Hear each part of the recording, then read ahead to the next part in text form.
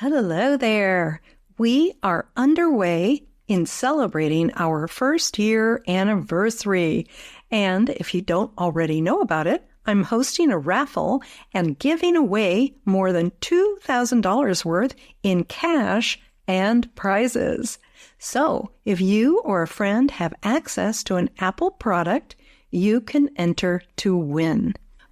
For the complete details, go to sayyesToYourSoulPodcast.com. All right, here we go with another soulful episode. Quick little heads up. The podcast that you're about to listen to is for adults only, please. My guest is an expert in the area of things between the sheets, and so stuff is going to come up in the interview. And I invite you to listen when younger ears are not within hearing distance. All right, that's all. I hope you enjoy it. Hello, I'm Tessa Lynn Allburn. Welcome to the Say Yes to Your Soul podcast, where we empower women to connect with their souls and shine in their business. If you are ready to embrace your brilliance, create meaningful connections, and be compensated for your specific gifts, you're in the right place. Join us as we explore inspiring stories, practical insights, unique points of view, and soulful strategies, all to help you thrive. So let's dive on into this transformative journey together. Tune in and say yes to your soul. Well, hello there. I am so excited about our guest today. She is fun. She is different. She is on a mission to bring more juicy, connected, deliciously satisfying sex to the world. Her name is Deborah Cat with a K. And with over 20 years of experience, she's been a Dom, and she's had certifications in multiple styles of tantra, kink, massage, flirting, dating, and relating. And she's worked with hundreds of clients, from the corporate CEO to the newlywed couple, so they can have satisfying relationships and sex lives they relish. And she is the leader of the Better Sex podcast and annual Better Sex Summit, bringing together her extensive network of experts for her audience. I think that's where I found you originally, Deborah, was on your Better Sex Summit. And I want to welcome her here.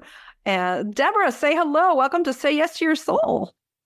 Thank you so much for having me. Hello, everybody. Oh, so good to be here with you. Thank you. Yes. Okay. So,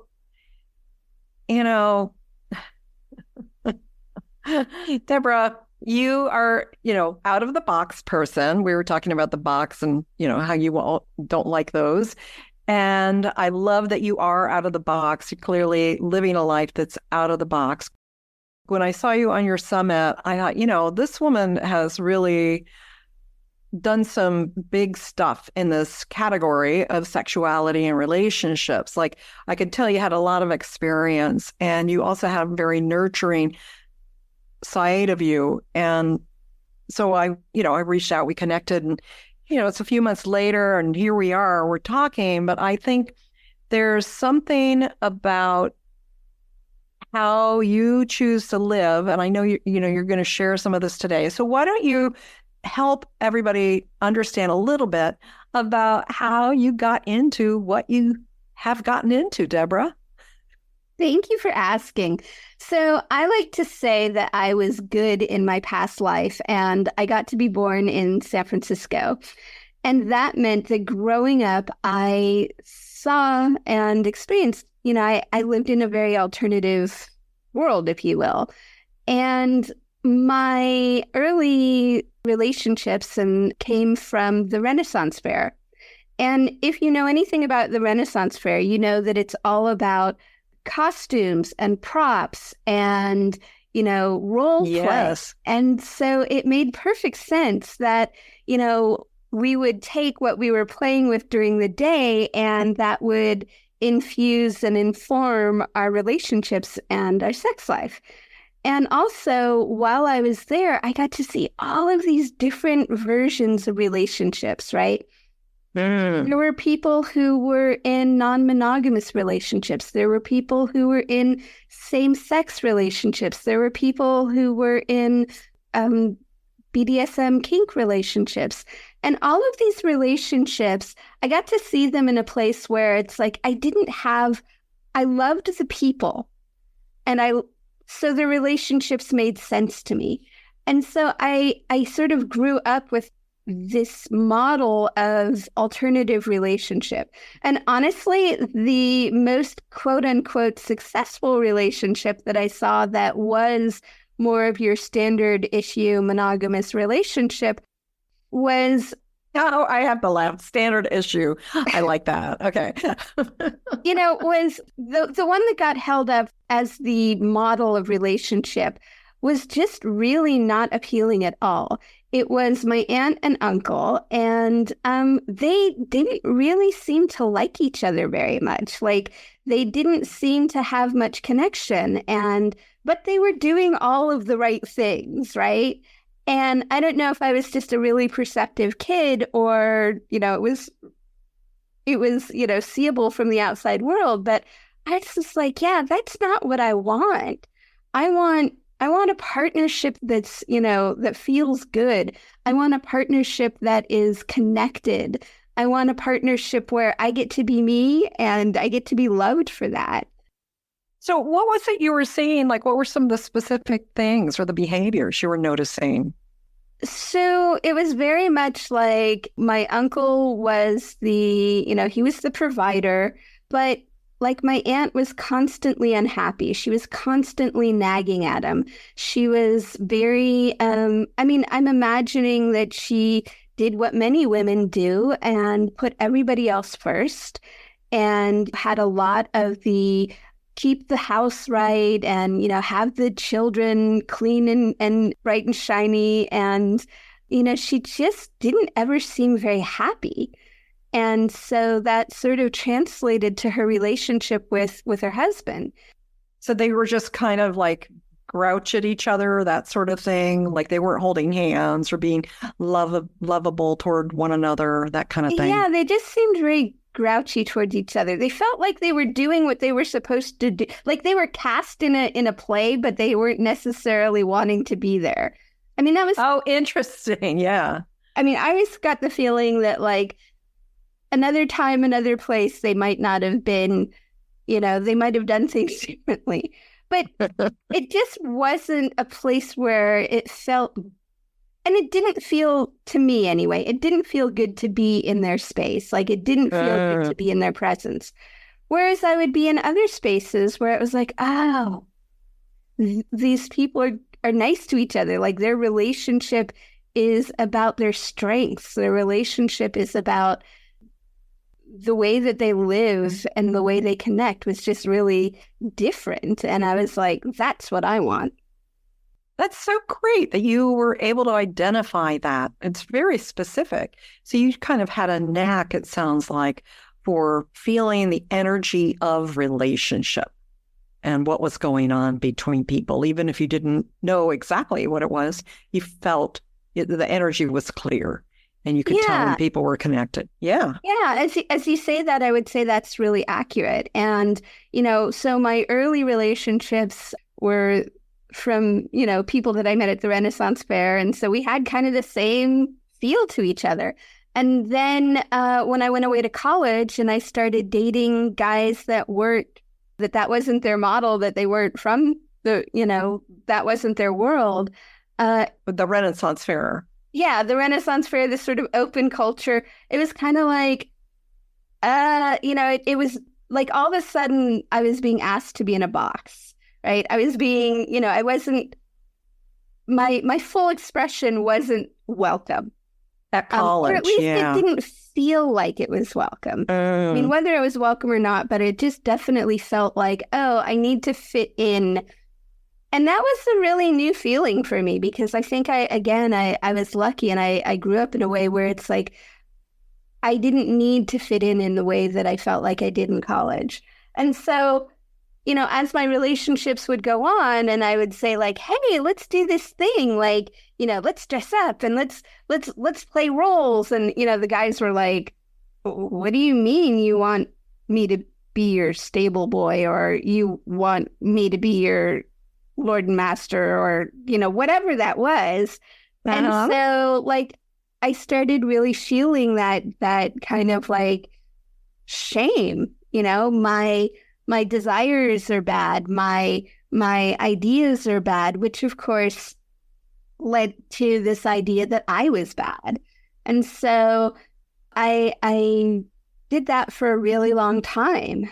And you just felt bad and you were feeling like you didn't belong. And exactly. I was feeling bad. I was feeling like I didn't belong.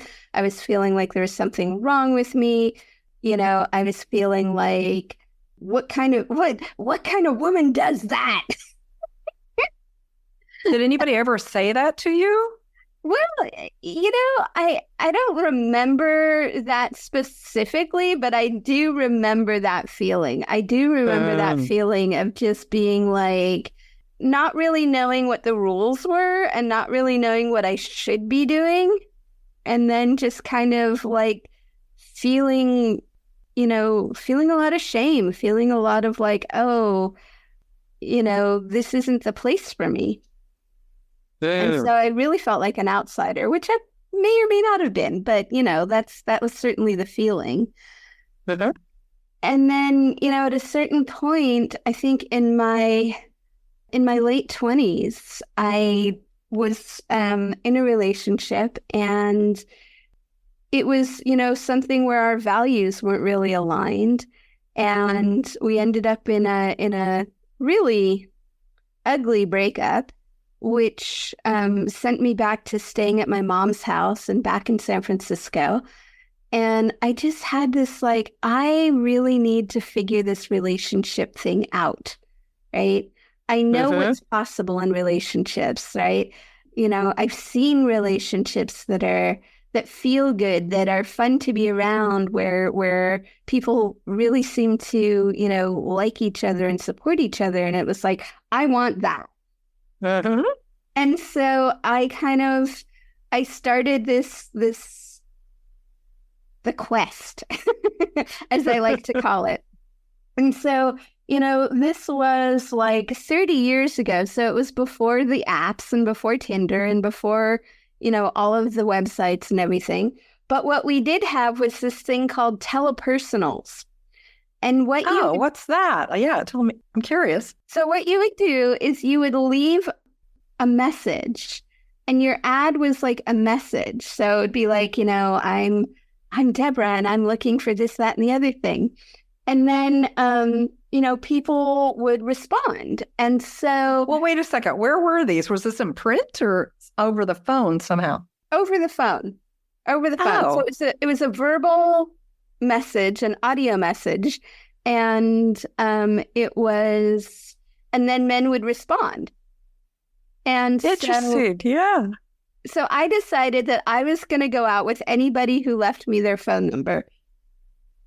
And I was going to just experiment and learn what I could about dating. Because honestly, the books around dating at that time were Men Are From Mars, Women Are From Venus, The Rules, and I think that was pretty much it at the time. That was probably it. Besides, you add a little bit of, maybe somebody took Ann Lander's columns and put them in a book. That was it. Like, that was nothing.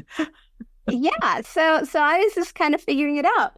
And so what would happen is I would go on these dates and I would give myself an assignment, right? I would give myself an assignment, and it might be something like, I am going to, ask this person 3 questions, or I'm going to practice, using the right spoon when we go to dinner, or I'm going to practice my posture, or I'm going to practice curiosity, or I'm going to practice flirting.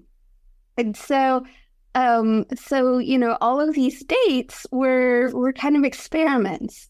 And, some of them went really well, some of them didn't go really well.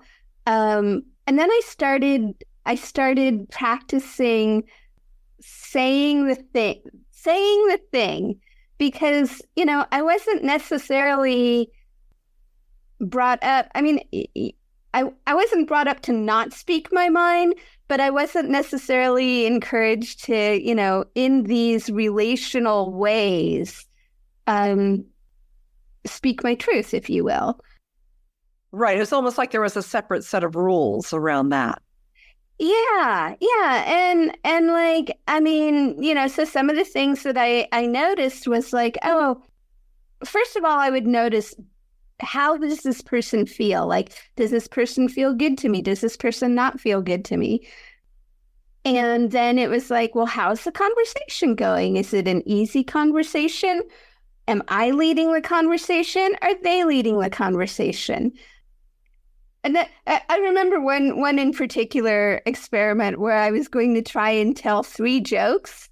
One of them was going to be like a knock-knock joke. One of them was going to be something else. And then one was going to be a dirty joke, just to see what would happen. Oh, that's a great idea. Yeah. And I mean, you're testing all kinds of things, right? You're testing for humor. You're testing for openness. I love it.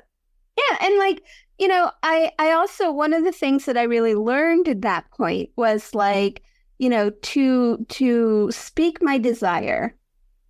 So for instance, like somebody might say, oh, well, let's go to dinner. And I'd be like, okay, great. And then I would have 3 different restaurants in mind in the area. And so, one of them would be kind of like maybe one of them would be a coffee shop. One of them would be sort of a mid-priced. And then one would be a, really expensive restaurant, just to see what they would choose. And so I had all these different, experiments that I was checking into. I love it. Yeah, you were prepared.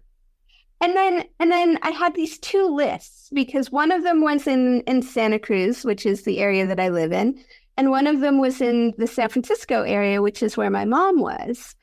And it's funny because when this one phone number came to the top, and I didn't have any information on it. I didn't have a name. I knew it was in the San Francisco area. So I called and I said, hi, I think I was using Kat back then because I was using a pseudonym, but this is Kat and I'm calling from telepersonals. And so it turned out to be my partner, who I've been with for 24 years. And the funny thing is, if I can tell this story, I think it's pretty funny. Of course you can. This is going to be explicit for sure. It's adult content.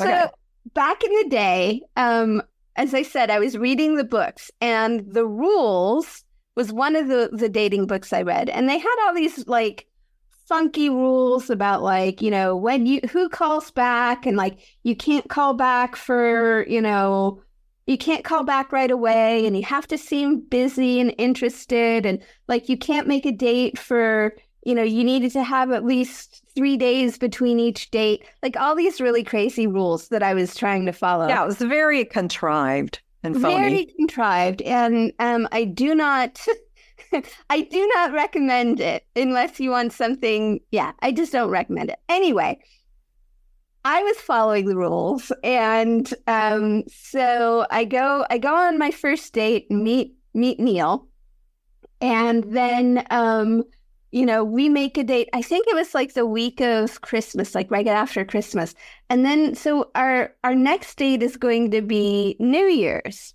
So then I get home and I realize, oh, wait a second, I'm supposed to have a third date. I'm not supposed to kiss him until the 3rd date. Well, that's not going to work because I want to kiss him now. And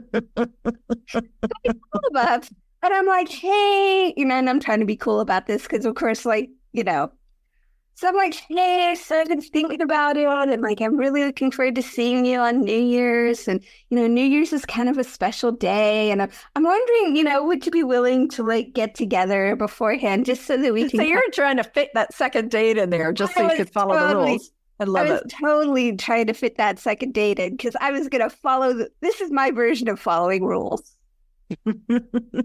Break them and make them work. Yep. Exactly. A little bit of futzing.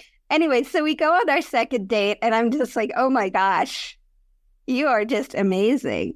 And yeah, so I fit in the second date so I could kiss him on the third. But yeah.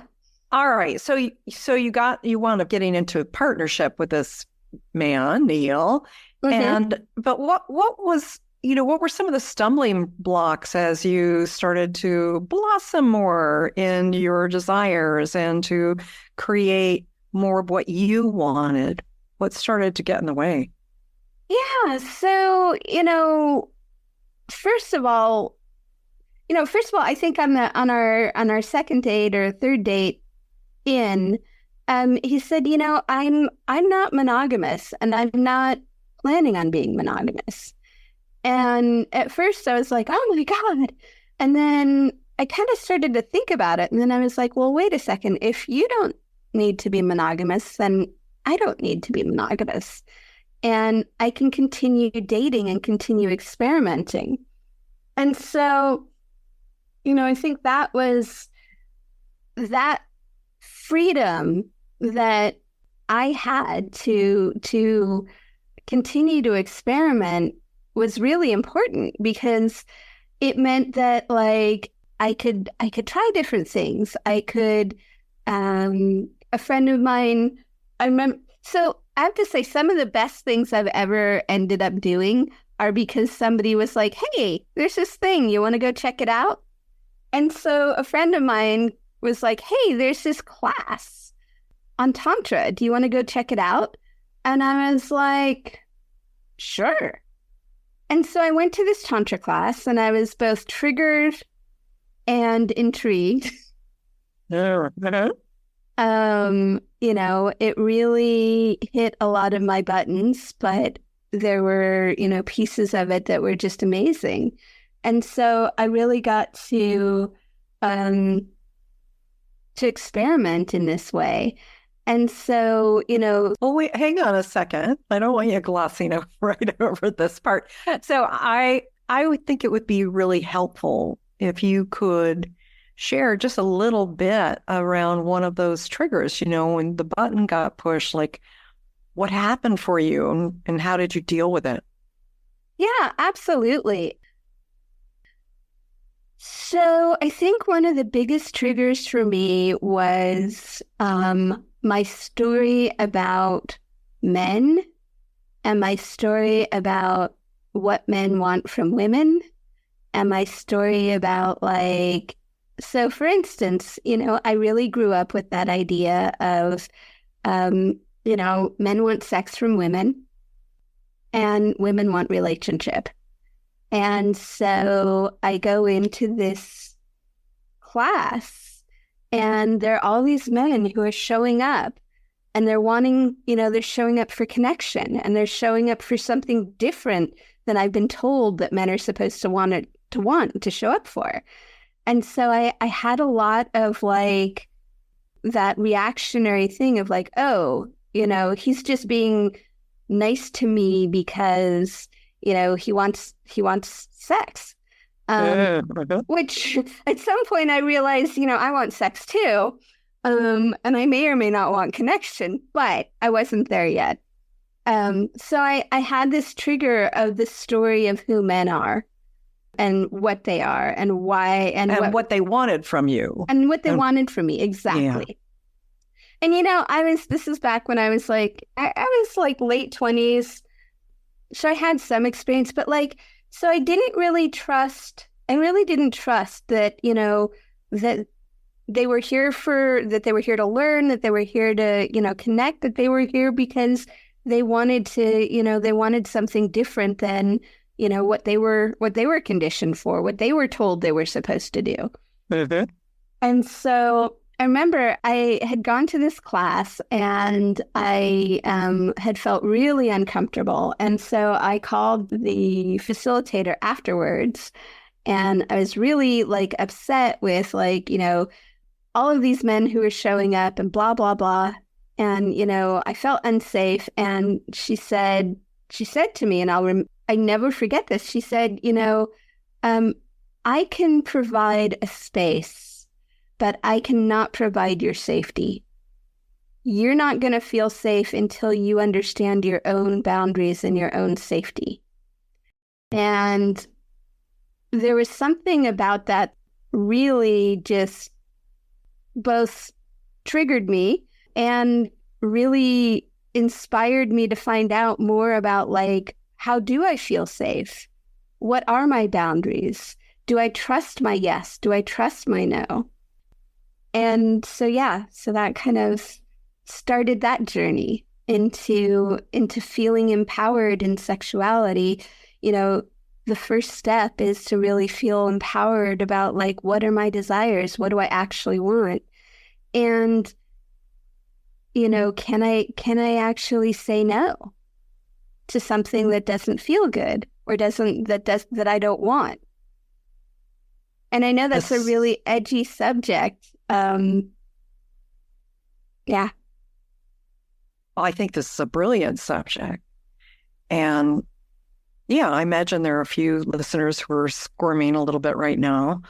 But, this, because we've all been there, pretty much. If you've had any kind of sex life, there's very likely been something asked of each one of us at some point that was up against, like, a boundary, but we didn't know it because it hadn't been asked before.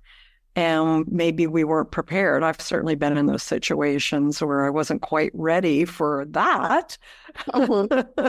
My MO was to be more prepared than the guy or whoever I was with. And sometimes I wasn't. And so I was one of those people who tended to go along with things and then just, cut and run, get out of there when I could, sort of thing. But it sounds like you really understood the value, the importance of trusting yourself and knowing that you could create your own safety. So it sounds like that was an amazing thing that instructor, that facilitator said. And you've really taken that and you've done something beautiful with it. Yeah, thank you. I mean, I just want to say that I know, that there are definitely situations where it feels safer to go along, to get along. It feels, and maybe it actually is. And so I really want to say that, like, there are situations where it makes sense. And it also makes sense to actually start unwinding that a little bit. One of the things that I really had to do is it's like I had to trust my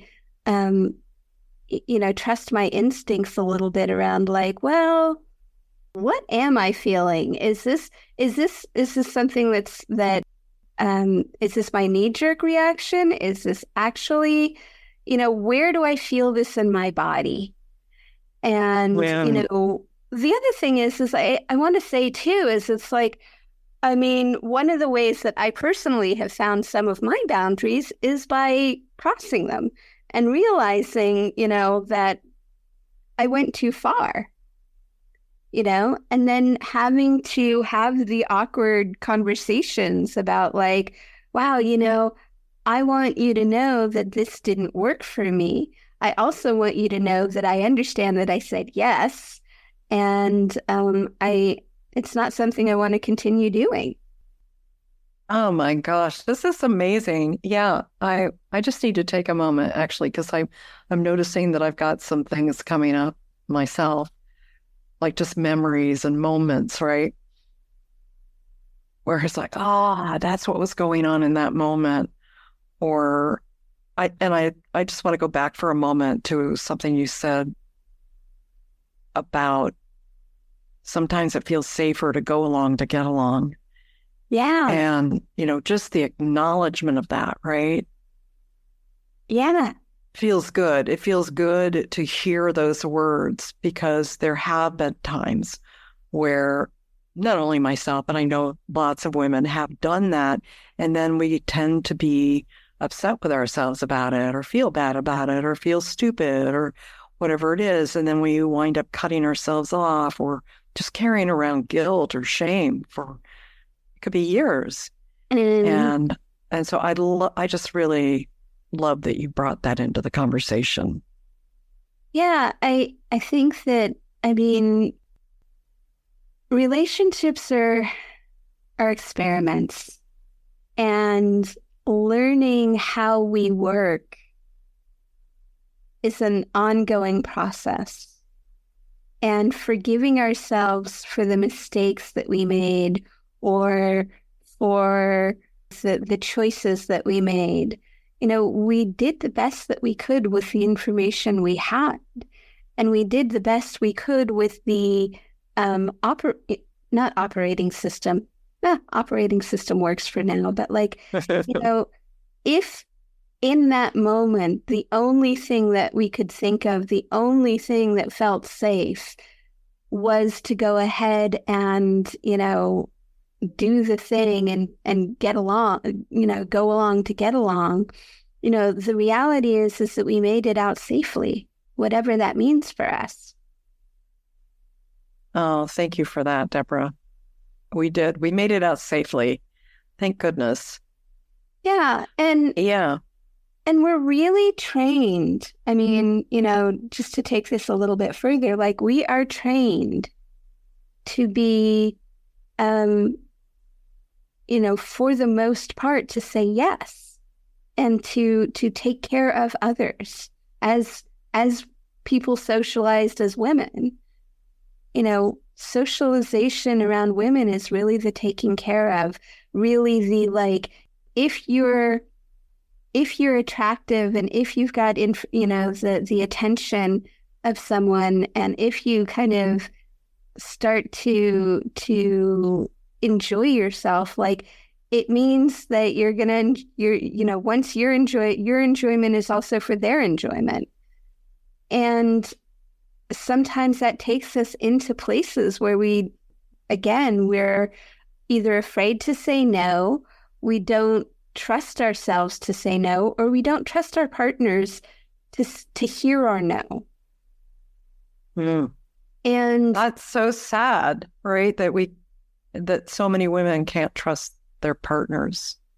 Yeah. And, you know, the even sadder piece around that is that, like, I've worked with hundreds of men, you know, and couples over the years. And most men, you know, I can say to a T, every man that I've ever worked with wants to be the man that feels safe, wants to be the good man, and, you know, wants to understand what his partner wants so that he can give it to her. You know, when I work with couples, a lot of the times when I ask what men want, you know, they want their partners to be happy, right? And so they do the things that they think they should do so that she can be happy. And it's really crushing when, and I know this from my own relationship, it's like, you know, when I ask my partner to do something and he does it in a way that is like, you know, not quite what I wanted from him. And he doesn't get that, you know, like we don't quite meet in that place of like, you know, what he did makes me happy. Then it can be kind of crushing for him. And it's very disappointing for me. So we've really had to work on the repair piece around like, wow, babe, I see that you did the thing. It's not quite what I expected. You can do things right. I'm not saying you can't. But it's like there's a whole process that happens there. Like my disappointment, you know, I get to feel into like, well, what is the actual important piece here? I like to use the dishwasher as an example. Like And it sounds like a kind of a mundane example, but it's really kind of a thing. Oh, I think equipment can give us a lot of good metaphors and examples. Go for it. Like he doesn't load the dishwasher the way that I would appreciate, right? And even when he feels like he's doing it exactly the way I asked him to, I'm going to see the one fork that he put in the other spot versus the, 10 bowls that he put in the right place. Like, for whatever reason, that's just the way I'm wired. And I can either go, hey, babe, the fork is out of, the fork's in the wrong place. Or I can go, hey, there's 10 bowls in the right spot. And worst comes to worst, we run the dishwasher twice. Exactly. Like this is like people could literally be having spiritual experiences over things like this, like learning to accept whatever is happening and realizing that, there's another person's entire perspective that is different than what we're perceiving. And if we can learn to accept those things as they are, right, without needing to change it or correct it or even say anything, like we can transport ourselves up a few energy levels, I think. Yeah. And, when I work with couples, really there's 3 outcomes that can happen. Things can stay the way they are, things can change, or they can part. Like it's really, when it comes down to it, it's like those are the 3 options. And, really knowing like what is the deal breaker? What is truly important to you? Versus like, oh, this is annoying, but there's so much more in the relationship that I want to stay part of. I mean, for me, my partner gets me in a way that is so nourishing and so, for me, profound. Because, I've spent so much of my life not fitting into the box. I've spent so much of my life being that person that's like kind of close, but no cigar. Like, and which is awesome because, I'm not for all markets. Like I'm not for all people, and being able to really feel held and seen and gotten, maybe not necessarily 100% understood, but at least gotten and appreciated, just for my own version of who I am has just been so powerful and so healing. Well, I think love that because to me, that's the point of relationships, right? The point is not for perfection, but it's to heal what we can and then keep continuing to grow together and be there for one another, really understand and get the other person as much as we can. But, right, always leaning into that. Thank you for sharing that, Deborah. So we're going to go ahead and bring things to a close today. Really enjoyed your share and your wisdom. And I know there was also something we were talking about earlier, and you've kind of touched on it, around choices, right? Like part of it may be connected to feeling safe, but choices ultimately come back to, like, they're our key to empowerment, whether it's in the bedroom or the boardroom, doesn't really matter. Would you like to say a few words about choices before we go here? Yeah, absolutely. And just kind of referring back to the conversation that we'd started pre-hitting record, it's like my entrepreneurial journey has been, it spans over 25 years. And really, it's been an ongoing process in figuring out like what works for me and what choices am I going to make, and how do I live with those choices? In the entrepreneurial world, we often get told, do this and you'll have a successful business. Do that and you'll have a successful business. And it's really about figuring out, how do I work and how am I successful? And what is even my measure of success? For years, the measure of success used to be having a 6-figure business, right? Well, I've worked for more than one company that had 6-figure businesses, but what they're not telling you is for every event that they made $150,000 at, it cost them $143,000. Exactly. Yes. And so like there's this place of, really learning and what is your strong point? Where do you actually need the support? And what are your personal goals?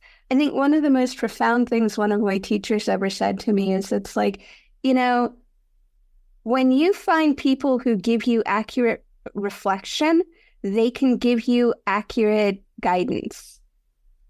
And I think a lot of times as an entrepreneur, I would get into things where I wasn't getting accurate reflection. I was just kind of getting in like, oh, you're an entrepreneur, you belong over here. And it wasn't tailored for me, or it wasn't like there wasn't enough reflection of who I actually was there to be successful. Exactly. The wholeness of you, the being, your style, right? That was one of the words that came up earlier in our conversation. Your personal style, and you're a holistic being.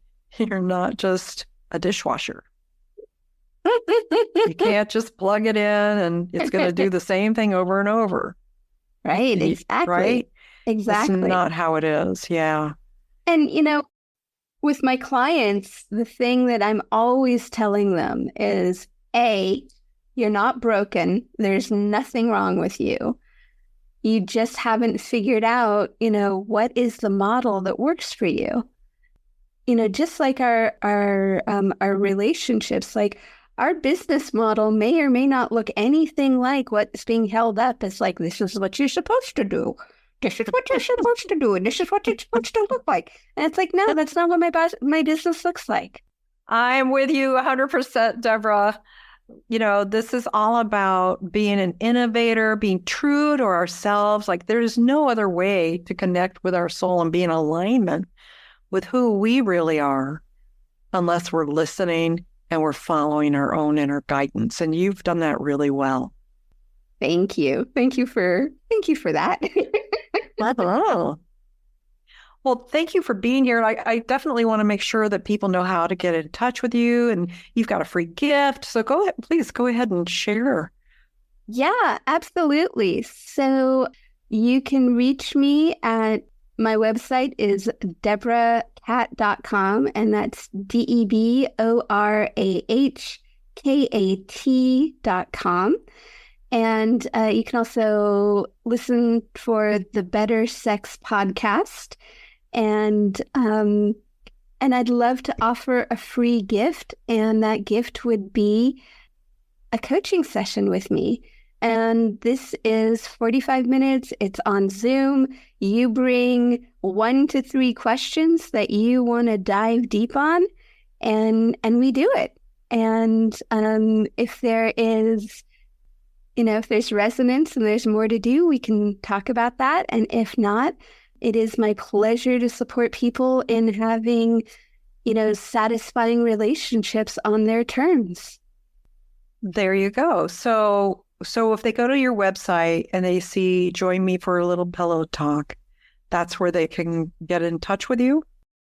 So you can get in touch with me on my website, Join Me for Pillow Talk, and then I will give you a specific link for the folks that are listening and working with you. Fantastic. All right. Thank you so much for being here today on Say Yes to Your Soul. And I look forward to being with you next week, ladies. Have an awesome week. Blessings and light. Thanks again, Deborah. My pleasure. Thank you so much for the incredible work that you're doing in the world. It's so good. Thank you. All right. Bye-bye for now. All right. Thank you for joining us for this week's delicious episode. Before you jump off, I wanted to remind you to get entered in the raffle this month because I'm giving away more than $2,000 worth of prizes in both private sessions and actual cash. What are those prizes, you ask? Well, one of them is a private 75-minute soul light healing session with me.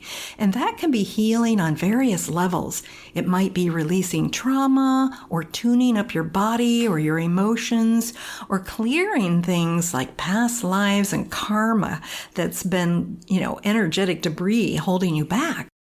This session can be very helpful and sometimes have dramatic results in relationships, money, and in your health. And we're going to do that together on Zoom, so it doesn't matter where you live.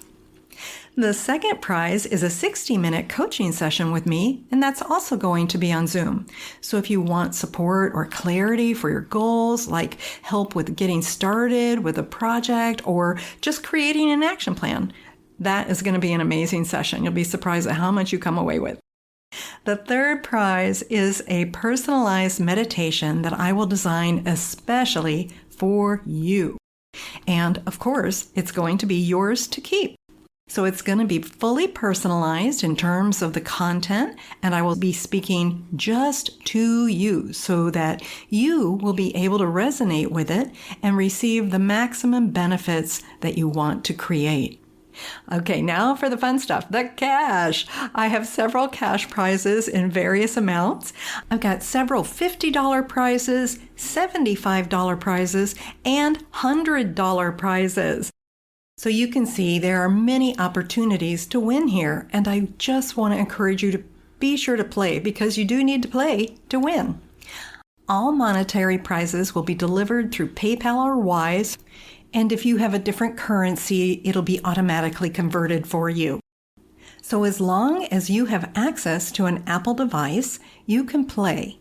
And all the instructions are available on our website at sayyes2yoursoulpodcast.com. That's sayyes2yoursoulpodcast.com. And if you need any support in completing your raffle entry, my team is ready to help you with that. You'll find their email on our webpage as well. So that's it. All the best to you, and may you say yes to your soul.